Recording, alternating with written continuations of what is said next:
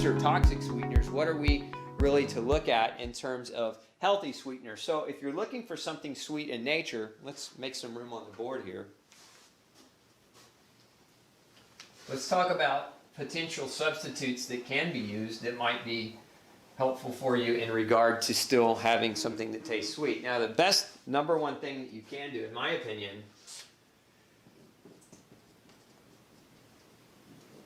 very simply, is eat fruit. Now, that doesn't mean go off the deep end and eat the whole pound of grapes or 2 pounds of grapes or eat the whole watermelon. Eat a piece of fruit. Eat a reasonable serving size of fruit. That's sweet.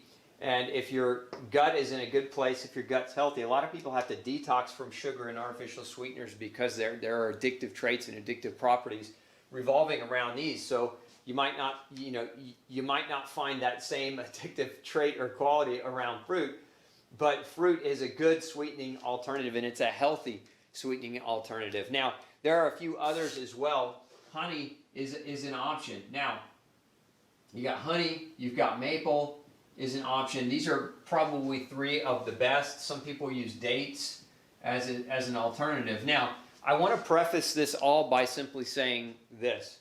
You can overdo all of these things. And so this is me teaching about what is a healthy sweetener is not a justification for you to slather honey all over every one of your meals or maple all over everything that you eat. Like, we still want to be reserved in our seeking of mega sweet, even though these, you can get these organic, you can get these non-processed. Obviously, fruit is just real food. Dates are just real food, and they all are very sweet. They can all, though, in high quantities and too large of a consumption, contribute to a yeast overgrowth, which for many people is a major part of the problem. So even though, keep this in mind, its serving sizes do matter, and quantity absolutely matters. Now, some people say, well, what about some of the other things? I recommend these as primary, and the reason why is they're all real food.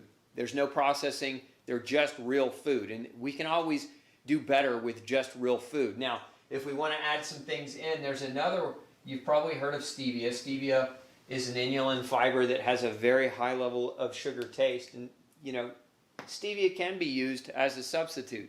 Another one that can be used is monk fruit. But again, these come with a degree of processing. So is it better than eating real fruit or eating real food? I don't think so.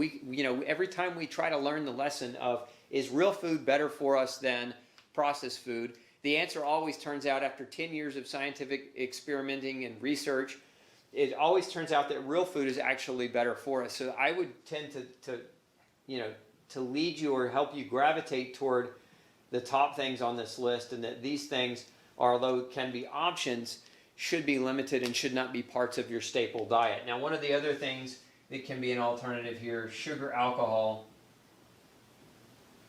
And really, the one I like the most is xylitol. Xylitol, if it's derived from birch wood, you have to be real careful about sugar alcohols. There are many different forms. There's erythritol, there's xylitol.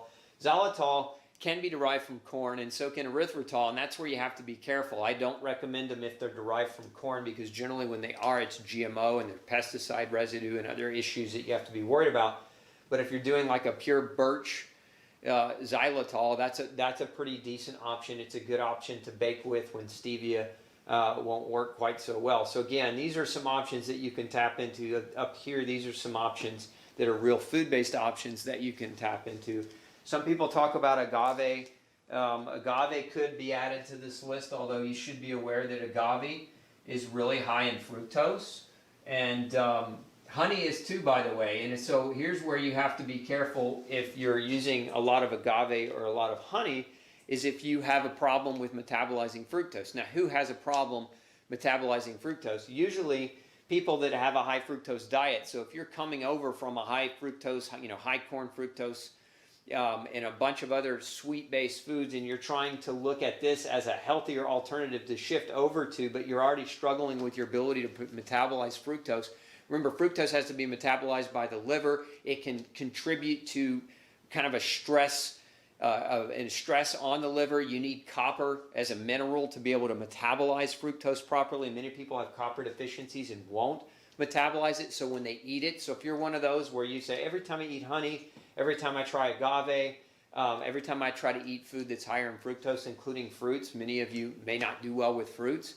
It could very well be because you have a fructose metabolism issue, which could be caused by copper deficiency. So copper is very, very common.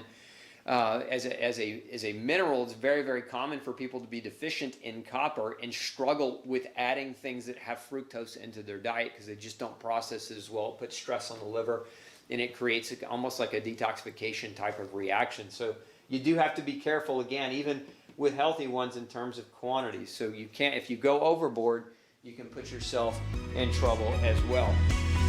Hey, don't forget to check out the rest of the series right here. Make sure you hit subscribe below. And as always, thanks for tuning in.